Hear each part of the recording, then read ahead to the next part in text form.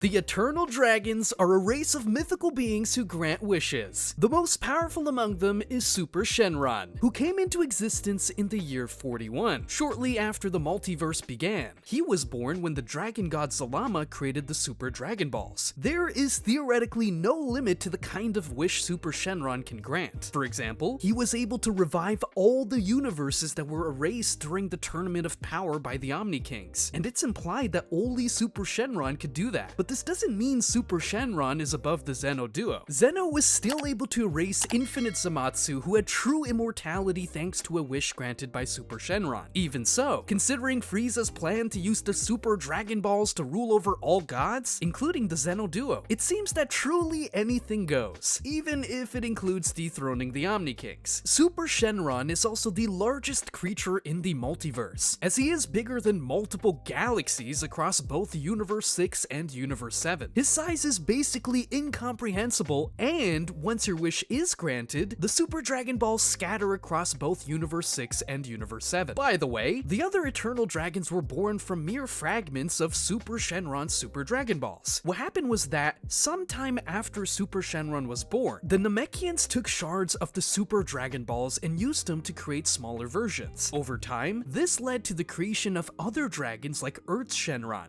Namek's Porunga, the Demon Realm's Porunga, and Tarambo from planet Serial. These dragons also grant wishes, but their abilities are limited by the power of their creators, and there are often extra rules placed on them. For example, Shenron can only bring back those who died within the past year. He cannot grant the same wish twice, and he also cannot use magic to kill someone directly. On top of that, Shenron isn't stronger than his creator, which was originally Kami, but now also includes Dende. Demon Realm Porunga, on the other hand, is far more powerful. He was strong enough to flick away evil Third Eye Goma, who had even overpowered mini Super Saiyan 4 Goku. Meanwhile, Tarambo from planet Serial is unique, because he only requires 2 Dragon Balls to summon. Plus, all 3 of the known wishes he has granted so far have been extraordinary. The first wish was when Monaito wished for Bardock's sons to thrive. The second was when Granola wished to become the strongest fighter in Universe 7. And the third was when Elec wished for Gas to become the strongest fighter in Universe 7. But these wishes came with a cost. Granola's wish greatly reduced his lifespan.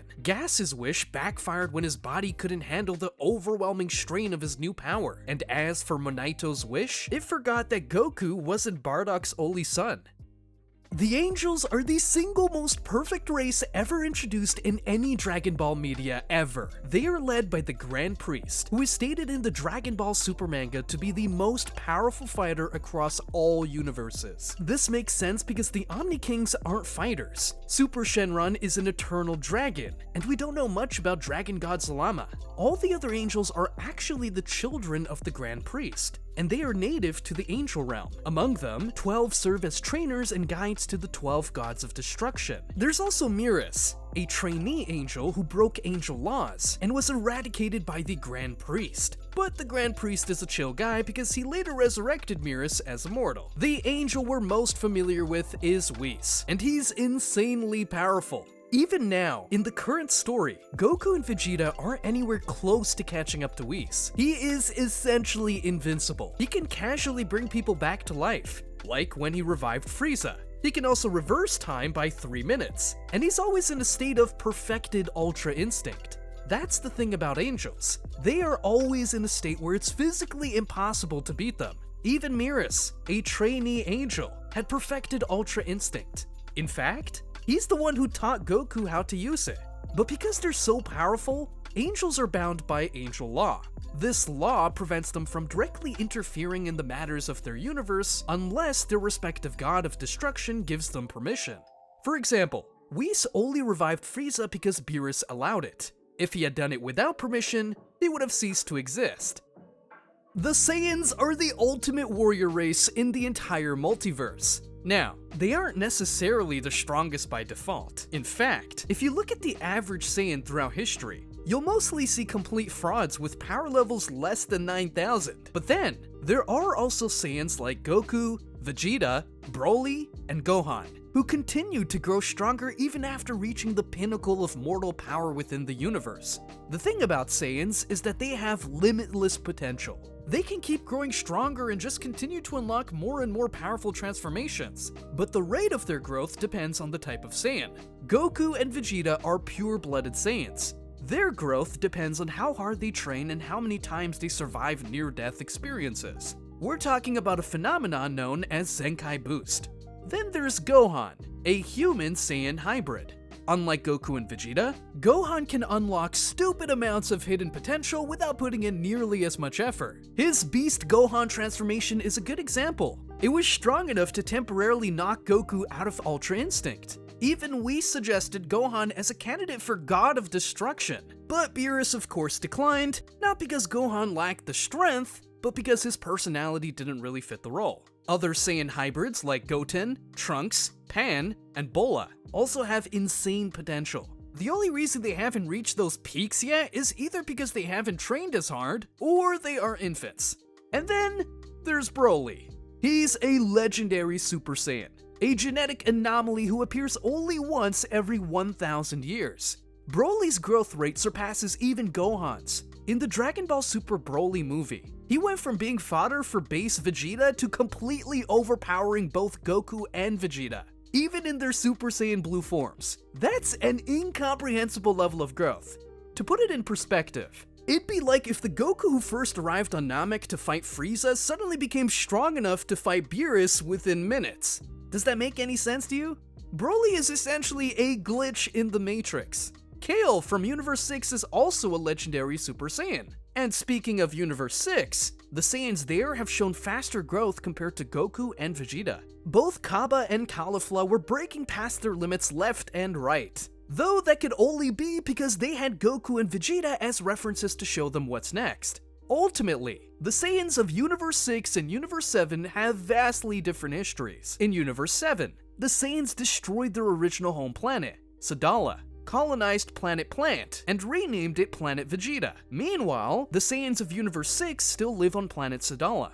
Just goes to show that Saiyans are inherently a violent and savage race. The Saiyans of Universe 7 simply went down the wrong path, and they paid for their sins when Frieza destroyed them. The Frieza Race, aka the Frieza Clan, Frost Demons, or Lineage of Evil, is an abnormally powerful race. We don't know much about them aside from Frieza, King Cold, and Frost from Universe 6. But what we've seen from Frieza alone is already enough to put this race above even the Saiyans. Just kidding, guys. We shouldn't take Frieza as the standard for his race's potential because, as the narrative itself states, both Frieza and King Cold are mutants, even among their own people. Basically, Frieza is to his race what Broly is to the Saiyans. Of course, that doesn't invalidate the mad potential of the Frost Demons. Members of this race can also survive in the vacuum of space and endure extreme physical trauma, like being cut in half or tanking massive energy attacks. We're talking about an unhinged level of resilience. It's almost like the Frieza race's genetic traits were biologically engineered to make them the apex predators of the universe. And if we're talking about Frieza himself, then he was able to achieve Gold Frieza and go toe-to-toe with Super Saiyan Blue after just 4 months of training. Then, he evolved even further and learned Fury Golden Frieza. And now, in the current story, Black Frieza is so strong that it doesn't even make sense. He's so powerful that he one-shotted Goku and Vegeta in their strongest forms. Sure, he trained for 10 years in a time chamber to achieve that, but that just makes it even crazier. We're talking about a mutant prodigy who decided to put in the work and hit the gym. That doesn't sound alright at all. Earthlings can generally be considered a weak race. For example, Goku's power levels at birth was in the single digits, and yet he was still thought to be strong enough to ultimately conquer planet Earth. That just shows how weak Earthlings are in the grand context of the multiverse. The average Earthling's power level is typically in the single digits as well. But of course, there are a few Earthlings who have managed to surpass their natural limits and become superhuman. Master Roshi and Krillin are both 100% human, yet they became strong enough to represent Team Universe 7 in the Tournament of Power. This is thanks to their ability to train and access Ki. And as we saw when Gohan taught Videl to fly, anyone can learn to access and use Ki with the right training. Still, Earthlings might be the most diverse after the Majin. Human-type Earthlings make up the majority of the planet's population, but there are also monster-type Earthlings, like Emperor Pilaf and Beastmen, such as King Fury, who rules the world. Then there are hybrids such as the hybrid Saiyans like Gohan, Goten, and Trunks, and other hybrids like Tien, who is part Triclops. Triclops are an ancient alien race of three-eyed people, and Tien Shinhan is one of their descendants. Pure-blooded Triclops have never been shown, but according to the late Akira Toriyama, beings with a third eye on their forehead are considered godlike. They are believed to possess the power of true seeing, which lets them perceive the world in ways beyond normal understanding. Unfortunately, Tien's training under the evil Master Shen caused him to lose the ability to fully use the powers of his third eye for good. Instead of unlocking its true potential, his training focused on combat and destructive techniques, which limited what he could achieve as a Triclops. Even so, Tien is still that guy. He was also strong enough to be part of Team Universe 7 during the Tournament of Power. The Namekians originally came from planet Namek in the second demon world of the Demon Realm. There's a legendary Namekian called Neva, who has been alive for at least 5 million years. He's the one who shaved off shards of the Super Dragon Balls to create the 3 Dragon Balls of the Demon Realm. Then, while every other Namekian eventually left the Demon Realm after getting tired of being treated like slaves by the Demon Kings, Neva is the only one to stay behind. He stayed to guard the Dragon Balls. The Namekians who left settled in both Universe 6 and Universe 7. In Universe 7, they primarily settled on a planet they named Namek, but some also lived on planet Serial and Earth. They then created their own Dragon Balls from pieces of the Super Dragon Balls. Now, when it comes to Namekians, they're not all the same. They're divided into 2 main types, Warrior types and Dragon types. Warrior types, like OG Piccolo and Nail, are about hand-to-hand combat and fighting skills. On the other hand, Dragon types are about creating things. They are known for their healing abilities, wisdom, and spiritual connection.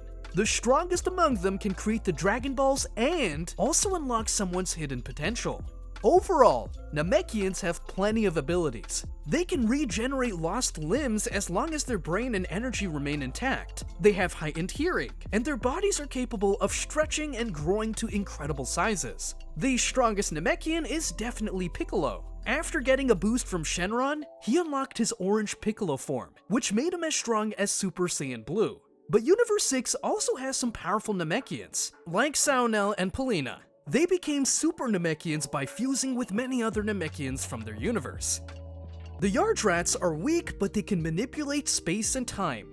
They have spirit control, which lets them do things like healing, cloning, gigantification, and teleportation. When Goku arrived on Yardrat, he used one of the Ginyu Force's space pods. These pods were already pre-programmed to go to planet Yardrat, which makes it clear that the Ginyu Force had been ordered to attack the Yardrats. Sure, they were called to Namek before they could finish their mission, but it's still a big deal. It shows the Yardrats aren't pushovers, otherwise why would Frieza send his top 5 guys there? That said, the Yardrats are kind, curious, and peaceful people. They took care of Goku when he arrived, and Elder Paibara taught him instant transmission. Later, during the Galactic Patrol Prisoner Saga, the same Elder helped Vegeta learn Spirit Control. With Spirit Control, Vegeta gained abilities like Forced Spirit Fission and even Ultra Instinct. Forced Spirit Fission is an especially important technique because it now allows Vegeta to undo energy-based abilities, like splitting fused beings or returning stolen energy to its original source. By the way, Yardrats also exist in Universe 2. In fact, Jimizu, a Yardrat from Universe 2, participated in the Tournament of Power, and unlike the peaceful Yardrats from Universe 7, Jimizu didn't shy away from hand-to-hand combat. He even fought Gohan for a bit. The Cerealians are a race native to planet Serial. They look similar to Earthlings, but have green hair and an evolved right eye that gives them extraordinary visual abilities. They also have an average lifespan of 200 years, and just like Saiyans, they spend most of their lives in their prime. For centuries, the Cerealians and a tribe of Namekians lived together in harmony on planet Serial. But then everything changed when the Frieza Force attacked. The Saiyans, who worked for Frieza at the time, transformed into great apes and completely destroyed the planet. All but one Cerulean were wiped out during the invasion. The one who survived was a young boy named Granola. Granola wanted nothing more than revenge against Frieza and the Saiyans, but what he didn't know was that the real masterminds behind his people's death were a group called the Heaters. They had struck a deal with the Frieza Force to destroy the planet and then sold it to a naive race of refugees. Granola also had no idea that Bardock, a Saiyan, had saved his mother during the attack. He always believed the Saiyans were responsible for everything, but it was not a Saiyan who killed her. It was Alec, the leader of the Heaters. Decades later, Granola finds out that Frieza has been resurrected. He uses the Cerulean Dragon Balls to become the strongest mortal in Universe 7. But at what cost, you ask? Well, the wish cuts his remaining lifespan from 150 years down to just 3. It does make him strong, even stronger than Goku and Vegeta. The Heater family is a different race that historically worked as brokers for the Frieza Force. They were originally a group of 4 siblings, but Alec, the leader, and Gas, who became the strongest in the universe thanks to the wish, were brutally killed by Frieza. Now, only Maki and Oil are left of the Heater family. It's implied that they have other relatives out there, but they don't associate with them. As a race, the Heaters aren't all that physically strong, which is why they always relied on their intelligence, manipulation, and wealth to stay influential. They collaborated with the Frieza Force to destroy planet Cereal, and later sold the planet to a group of refugees for an absurd amount of money. The Sigarians are the naive race of refugees who ended up buying planet Cereal from the Heaters. They're cute and silly aliens based on sugar. After losing their original planet, they were desperate for a new home. So, when the Heaters offered them planet Cereal, where most of the native population had already been wiped out, they sucked it up, paid the money, and settled there. The Sigarians also don't seem to have any tendency for battle.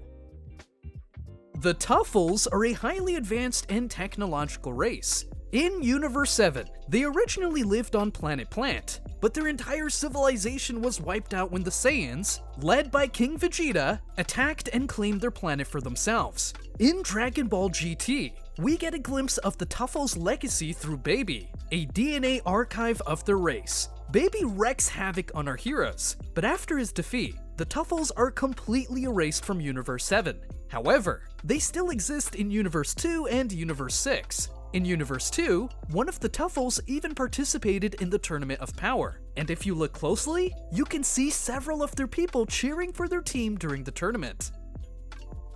Jiren's race is a race of gray-skinned aliens with extraordinary battle potential. The only known member of this race is Jiren himself. And not only was he the strongest fighter in the Tournament of Power, but he was also said to be the only mortal to have surpassed his own god of destruction.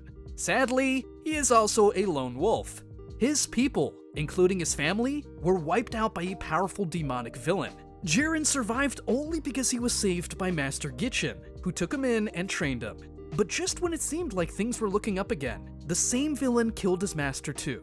That is what pushed Jiren to live a life of solitude. He put all his trust in his own strength, and swore nothing less than absolute revenge on the villain who had taken everything from him. However, it was that very solitude that ultimately caused his downfall. Jiren lost to Goku, who, ironically enough, defeated him with the help of Frieza. Werewolves exist across multiple universes and even in the demon realm.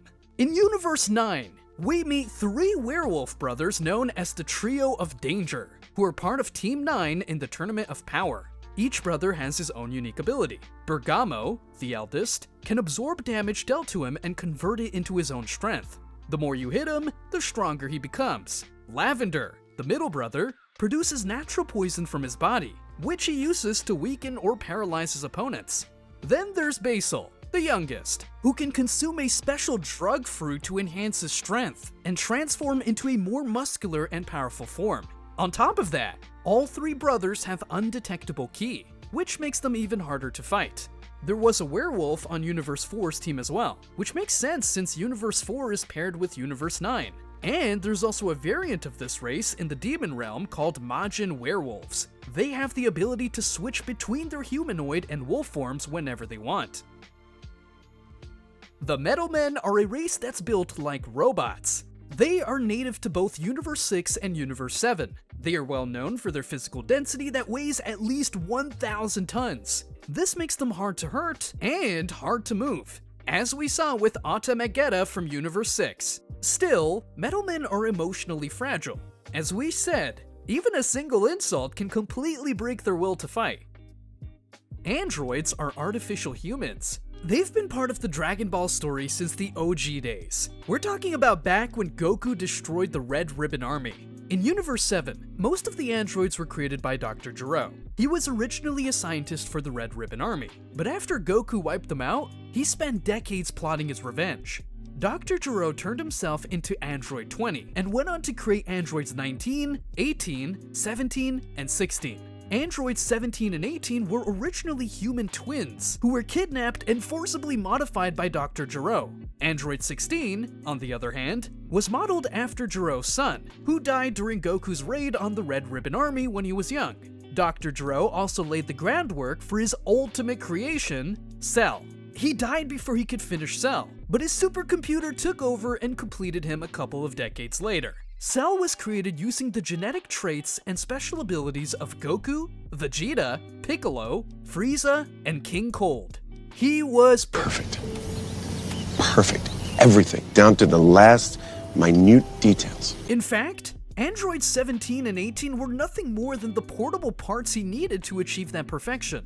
Later on, Dr. Gero's grandson, Dr. Hito, created even more androids, including the Alpha series, the Beta series, the Gamma series, and most notably, Cell Max, a stronger version of Cell. While Cell Max was powerful enough to push Gohan to unleash his beast form, he was never as perfect as Perfect Cell. This is because Cell Max was specifically designed to be a weapon of destruction rather than a fully conscious being. Meanwhile, there is a universe that's primarily made up of androids and machines. It's Universe 3, and even their god of destruction, Moscow, is usually just a robot piloted by Mule, the real destroyer. The Glind, also known as Core People, are a divine race that originated in the Demon Realm. They are born from one of 5 Glind trees, which used to produce new members of the race every few centuries. Those born from the same tree are considered siblings. For example, Shin, Dagisu, and Arinsu are brothers and sisters. Unfortunately, over time, these trees began to wither and eventually died. Now, without the Glind trees, no new members of the race can be born. The Glind originally lived on the planet Kaishin in the Second Demon World, but as the Glind trees started to wither away and Abura, the supreme demon king before Dabura, started oppressing them, they decided to leave the Demon Realm and relocate to a new planet, which they also named Kaishin. From this new home, some members of the Glind race were chosen to monitor the multiverse as Kais and Supreme Kais. Though the Glind are primarily good people, sometimes an evil one is born, and they serve the Demon Kings as Demon Supreme Kais. Of course, a good Glind can also turn evil, as we saw happen with Zamasu. Majin, also known as Demon People, is an umbrella race. It can also refer to Majin Buu, wizards, the Demon Kings, the inhabitants of the Demon World, generic demons, or even fodder like the Cybermen. Let's start with Majin Buu. He was created by a witch named Marba at Bibidi's request. However, something went wrong during the process, and Buu went on a violent rampage.